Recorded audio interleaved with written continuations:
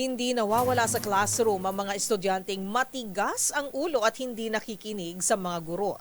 Kaya naman ang ilang teacher ay gumagawa ng paraan para madisiplina o magdisiplina. Ngunit kailanman ay hindi dapat kabilang dito ang pananakit sa mga bata. Ang mga guro na mahuhuling sangkot dito ay maaaring ireklamo at patawan ng karampatang parusa. Kung ano ito, alamin sa report ni Dustin Bayog.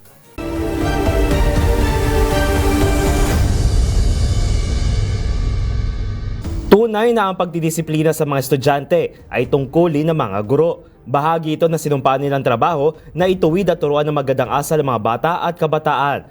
Mayroon itong tamang paraan at may limitasyon din. Gayon lamang hanggang ngayon, ang corporal punishment o pagpaparusa ng mga guro sa estudyante ang isa sa mga pangunahing reklamo na natatanggap ng Department of Education o DepEd. Ayon sa DepEd Child Protection Policy o DepEd Order No. 040-12, ang anumang uri ng karahasan o violence against children in schools, kabilang dyan ang pisikal na pananakit, pananakot at pamamahiya. Gayon din ang karahasan bilang anyo ng parusa o corporal punishment ay tinuturing na administrative offense of misconduct. At sino mang mahuli at mapatunayan na gumawa nito ay maring humarap sa dismissal o pagtanggal sa trabaho. Isa rin ito paglabag sa Code of Ethics sa mga teachers at maring suspendihin o tanggalan ng lisensya ng Professional Regulation Commission o PRC.